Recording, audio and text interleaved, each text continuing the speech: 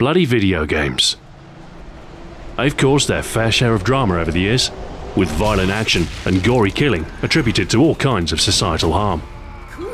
These days, a certain amount of bloodshed is tolerated, but not so long ago, a splash of red pixels was all it took to start a fuss.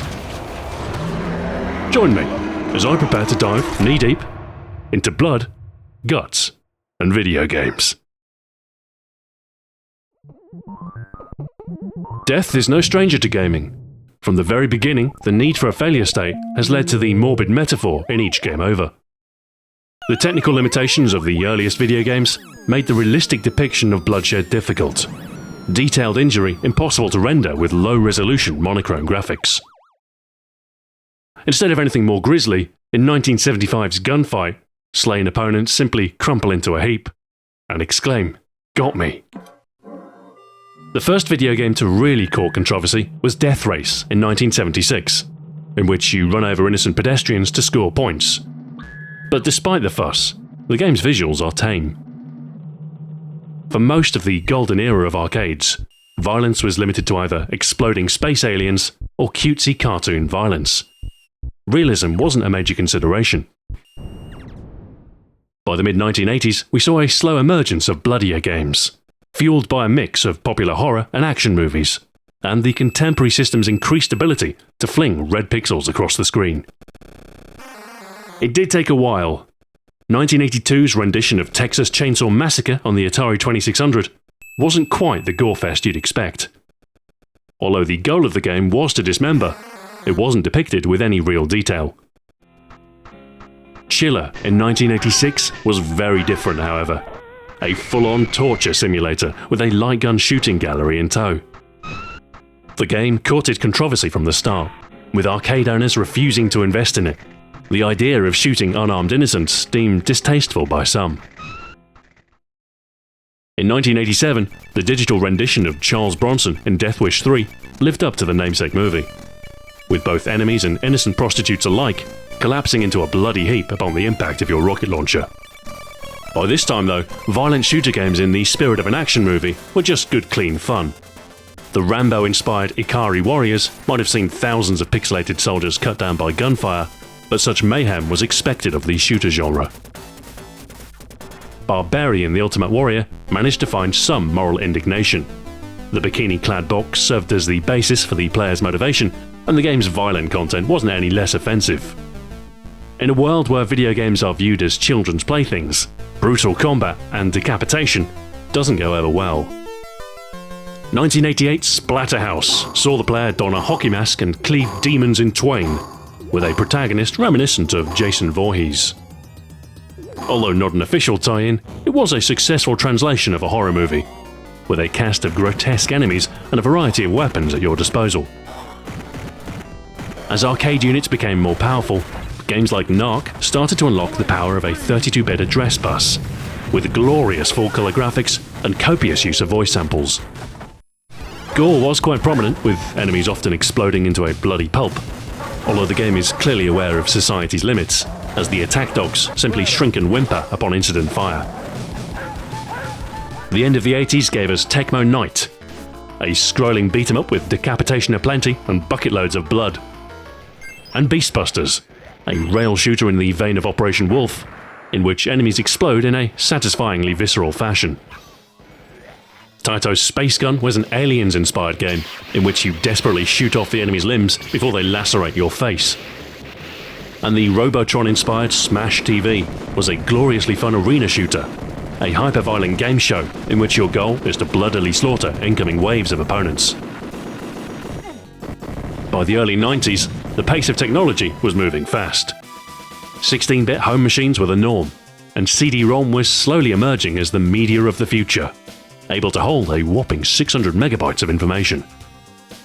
This allowed developers to deliver full-motion video content to home console owners, and although crude by today's standards, games like 1992's Night Trap were impressive for the time.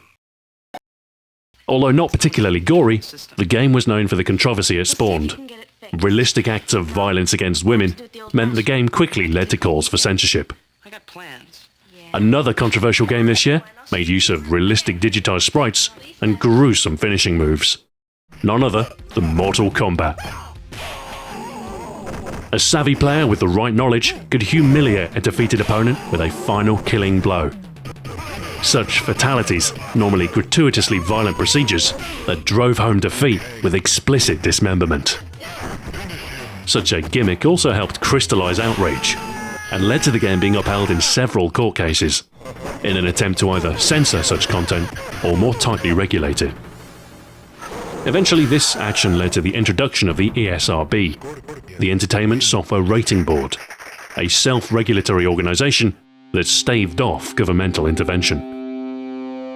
The introduction of ratings such as M for Mature helped to quash the belief that video games exist solely as children's entertainment, and gave future titles a freer license to explore more adult themes. Mortal Kombat's popularity also inspired many clones, with titles like Blood Warrior poorly aping the digitized warriors and violent finishing moves. Time Killers was notable for its liberal dismemberment, and a critical blow could sever your opponent's head, ending the round instantly. Eternal Champions on the Mega Drive, and later on the Mega CD, took similar notes from Mortal Kombat, with frequently grisly finishing moves marking the end of bouts. The rise of the FPS genre in the 90s followed in the footsteps of the violent shooters of the late 80s. Such titles would cement the word jib into the gaming lexicon. Doom in 1993 proved phenomenally popular, and its violent nature and satanic imagery made it a common target for debate. While for the most part bloodshed was quite measured, should you deal massive damage to an opponent, they would be reduced to a bloody red paste, with a suitably sickening sound effect. Rise of the Triad in '94 was a little more slapstick in its approach, with the complete destruction of your enemies heralded with a shower of blood, guts and eyeballs, with the game proclaiming ludicrous jibs as your reward. Jibbing became the hallmark of the genre, with most later examples permitting the reduction of your opponents into fleshy chunks, at least until ragdoll physics took hold. Meanwhile, the horror-adventure genre was making good use of the improved graphics available, with Phantasmagoria in 1995 blurring the lines between video game and B-movie.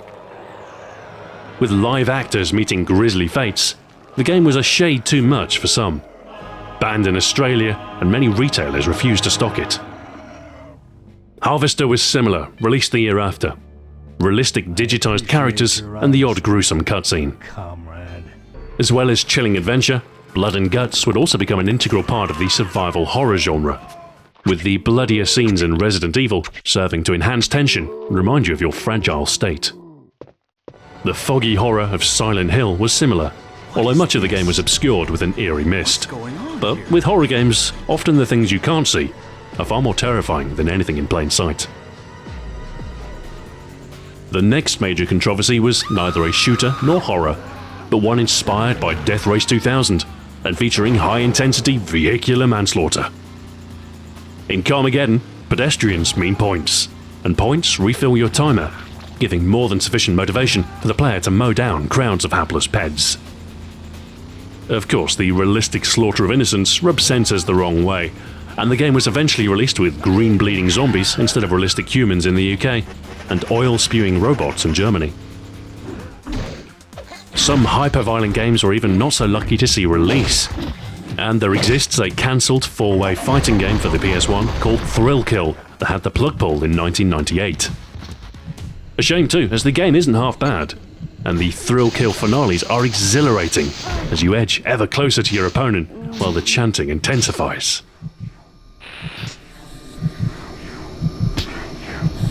Despite the fuss over some games, blood and gore were common currency in first-person shooters of the era.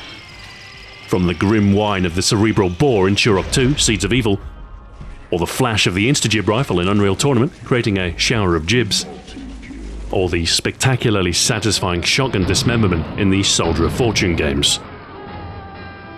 It's less the spectacle of violence and more the intent, and games with a criminal bent, like the Grand Theft Auto series, earned the ire of critics for its casual portrayal of reckless law-breaking. Once you broach into psychopath territory, you are almost guaranteed dissension. And in 2003, games like Postal 2 took heavy fire for its more questionable activities. No game has stirred up more of a fuss than Rockstars Manhunt, however. A murder 'em up in which you play a death row inmate forced to commit creative kills for an unseen director's snuff film. When approaching an enemy, weapon in hand, you can charge up your attack to unleash a progressively more brutal strike, with the kill graphically detailed in a cutscene as your helpless opponent struggles. Although banned in several countries, the game was popular enough to warrant a sequel in 2007. Although this was with heavy censorship to avoid the sales-killing touch of an adults-only rating. In the wake of Manhunt, your common or garden gore seemed to pale in comparison, and so games have since been relatively free to tread down a bloody path. Nobody blinked an eye when Half-Life 2 allowed you to launch saw blades at high velocity towards headcrab zombies, severing the torso in two, or when nearby flames ignited them, with their screams of pain fading as their flesh chars. In 2005, Resident Evil 4 managed to ruffle some feathers with its more gruesome deaths. In one notable instance, a chainsaw-wielding enemy will happily lop your head clean off, swiftly bringing your game to an end. Seems losing your head causes others to do the same. By the start of the 7th console generation, violent games were very much in the mainstream. Titles like Gears of War were an early system seller for the Xbox 360, despite unabashed dismemberment of the series' trademark chainsaw gun. In Dead Space, nobody can hear you scream, as the necromorphs pop out of air vents and rapidly shuffle towards you. The game teaches you to never trust a corpse, prompting precautionary curb stomping in order to avoid a jump scare.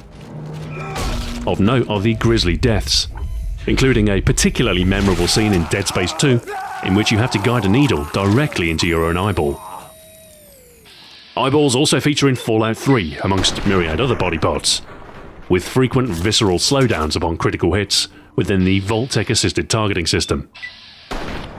As with the revived Fallout series, we've also seen the return of a few other gory classics, this time around unfettered by their era.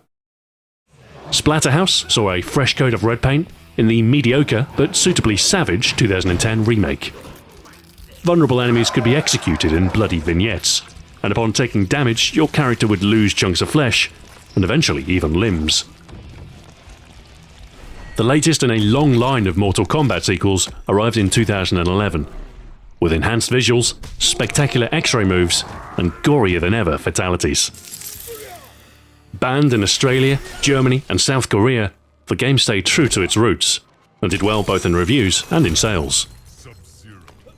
Ludicrous Jibs also made a return in 2013, with a revived Rise of the Triad. A true old-school shooter with brutal difficulty and breakneck speed, a slightly zany sense of humour with an occasionally silly level of bloodshed. Such violence need not always be for its own sake, and indeed some games use gore to enhance a narrative. No Russian in Call of Duty Modern Warfare 2 depicts the slaughter of innocent travellers as a key plot point, giving ignition to the game's greater conflict. 2012's Spec Ops: The Line was a mechanically mediocre third-person shooter that nonetheless earned praise from the critics by challenging the modern military FPS cliché. Instead of congratulating the player for kills, it shoves the grisly result in your face in a non-too-subtle fashion. Similarly guilt-tinged is the neon-infused Hotline Miami, a top-down exercise in hyper-violence that sometimes gives the player pause for their actions, asking, "Do you like hurting other people?" As a counterpoint, there's those games which exist solely for the love of gore, designed purely for the spectacle of killing. The God of War series is a prime example of such spectacle fighters, comprised entirely of epic set pieces, in which you brutally slay, decapitate, or gouge out organs from an entire bestiary of mythological beings. Similarly stylish is 2009's Mad World. With comic book visuals inspired by Sin City, the monochrome combat is liberally splashed with huge amounts of crimson as you perform sadistic finishing moves. And of course, gore is par for the course in the horror genre. Anything involving zombies is guaranteed to have its fair share of body parts liberated from rotting corpses. Left 4 Dead, and its sequel in particular, blend 4-player co-op with massive hordes of zombies, and a host of ways to force your way through them. Killing Floor offers similarly gory co-op, with a closed arena and more varied specimens which attack in waves. Call of Duty World at War introduced Nazi zombies to the series, and was perhaps the goriest COD in more general terms. With sufficient damage, limbs can be severed from the living and undead alike.